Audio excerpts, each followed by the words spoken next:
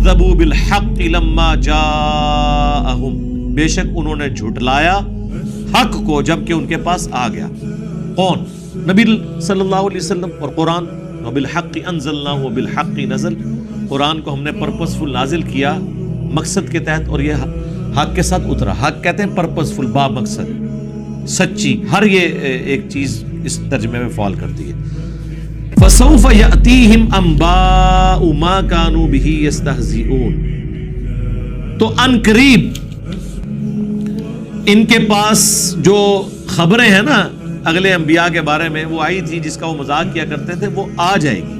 یعنی جس طرح قرآن میں یہ دھمکیاں ہیں کہ رسولوں کا انکار کرنے پر اللہ کا عذاب آتا ہے نا، تو یہ بھی ایک رسول ہے، انہوں نے بھی دعوت کی ہے اپنی امت کے آگے، اور امت میں سے اکثریت نے قبول نہیں کی، تو ان پہ بھی وہ عذاب آنے والا ہے جو اگلی امتوں پر آیا، لیکن اس دفعہ ذرا عذاب کی شکل ڈیفرنٹ تھی۔ اگلے انبیاء کی امتوں کو اللہ تعالیٰ نے ہلاک کیا معجزات غیبی طور پر، چنگھاڑ کے ذریعے، سمندر میں ڈبو کے، پتھروں کی بارش کر کے، زمین شک ہو گئی اس کے اندر دفن ہو گئے، یہ مختلف عذاب کی شکلیں ہیں۔ نبی صلی اللہ علیہ وآلہ وسلم کے کیس میں عذاب کی شکل ڈیفرنٹ ہے، وہ ہے قتال۔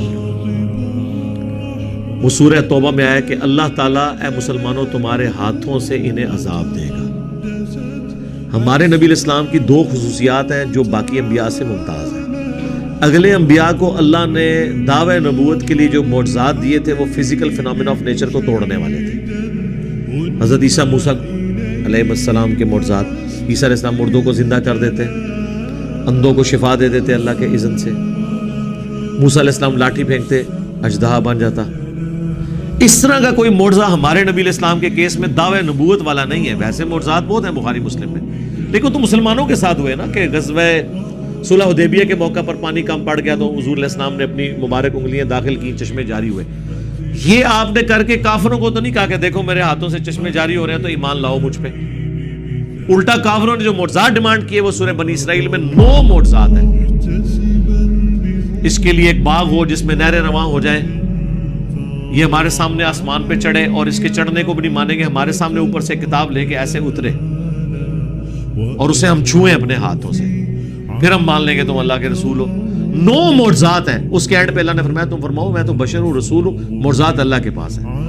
نبی علیہ السلام کا دعوت نبوت والا معجزہ اس طرح کا نہیں تھا جس طرح اگلے انبیاء کے تھے۔ آپ کا دعوت والا معجزہ قرآن ہے، چونکہ آپ کی نبوت قیامت تک کے لیے تھی، اس لیے آپ کو معجزہ بھی ایسا ہونا چاہیے تھا جو قیامت تک کے لیے ہوتا۔ ورنہ حضور اگر فزیکلی کو معجزہ کر کے دکھائیں تو آج اگر ہم کہیں گے ہمارے نبی علیہ السلام نے مردوں کو زندہ کیا تو کافر کہیں گے دکھاؤ ویڈیو، دکھا سکتے ہیں؟ تو نبوت تو قیامت تک کے لیے۔ جب ہم یہ کلیم کرتے ہیں ہمارے نبی کا معجزہ قرآن ہے، اور یہ سورۃ العنکبوت میں آیات موجود ہے کہ یہ معجزہ ہے، نبی تم سے مانگتے ہیں کہ تم پہ کوئی معجزہ نازل نہیں ہوا تو فرماؤ کہ کیا تمہارے لیے کافی نہیں ہے کہ یہ قرآن کی آیات تم پہ صبح و شام تلاوت کی جاتی ہیں؟ اس نبی کا معجزہ یہ قرآن ہے۔ اس صورت کا بھی مرکزی ٹاپک بار بار یہی ہے کہ کافر اعتراض کریں گے اس نبی کو معجزہ کیوں نہیں دیا گیا، اور عام لوگ جب پڑھتے ہیں وہ کہتے ہیں ہمارے نبی کو تو اتنے معجزے دیے گئے تھے، تو یہ کافر کیوں پھر پوچھتے ہیں؟ وہ دعوے نبوت والا معجزہ پوچھتے تھے، وہ واقعی کوئی نہیں دیا گیا۔ حتیٰ کہ کافروں نے یہاں تک ڈیمانڈ کی کہ تم ہمیں خود ہی بتاتے ہو، موسیٰ علیہ السلام کے دین کو تم آگے لے کے چل رہے ہو، عیسیٰ علیہ السلام کے، تو ان کے زمانے میں تو آسمان سے ایک غیبی آگ آتی تھی اور قربانی کو اٹھا کے کھا جاتی تھی، تم بھی یہ معجزہ کر کے دکھاؤ، مردوں کو زندہ کر کے بتاؤ۔ سورۃ الانبیاء کے سٹارٹ میں تو اللہ نے سب کیا اگلے لوگ ایمان لے آئے تھے؟ نبی کا معجزہ قرآن ہے، انا نحن نزلنا الذکر وانا لہ لحافظون، اور یہی وجہ ہے کہ قرآن محفوظ ہے۔ باقی انبیاء کی کتابیں اس لیے محفوظ نہیں، وہ بھی اللہ کر سکتا تھا، اس لیے کہ وہ قیامت تک کے لیے پیغمبر نہیں تھے، اور نہ وہ معجزہ قیامت تک کے لیے تھا۔ یہ معجزہ قیامت تک کے لیے اللہ نے اسے محفوظ کر دیا۔ تو ہمارے نبی کی 2 خصوصیات کیا ہیں؟ معجزہ ٹینجیبل فارم میں، فزیکل فینومینا آف نیچر کو توڑنے والا نہیں ہے دعویٰ نبوت والا، بلکہ قرآن ہے۔ اور دوسری خصوصیت یہ ہے کہ ہمارے نبی صلی اللہ علیہ وآلہ وسلم کے کیس میں آسمان سے چنگھاڑ نہیں آئی، سمندر میں کافر غرق نہیں ہوئے، پتھروں کی بارش نہیں ہوئی۔ صحابہ کی تلواریں اللہ نے کافروں میں مسلط کی، اور وہ بھی 23 سال کے بعد، فائنل جو طلقاء کے لیے، اس میں سے بھی اکثر لوگ ایمان لے آئے۔ غزوہ بدر آپ دیکھ لیں، وہ بھی 15 سال بعد ہوئی ہے، 13 سال مکی دور اور 2 سال مدنی دور. تو اللہ نے پھر سورہ الانفال میں فرمایا عذاب مانگتے تھے، لو عذاب آ گیا.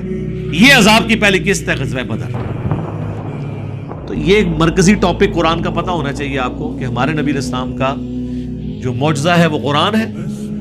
دوسرا، ہمارے نبی علیہ السلام کے کیس میں اللہ کی طرف سے عذاب جو آیا ہے مشرکین عرب کے انکار کرنے پر، وہ تلوار مسلط ہوئی ہے، اور اسی کی بنیاد پر صحابہ اکرام نے رومنز اور پرشینز کے اوپر چڑھائیاں کی ہیں، کیونکہ ان کو نبی علیہ السلام نے خط لکھے تھے.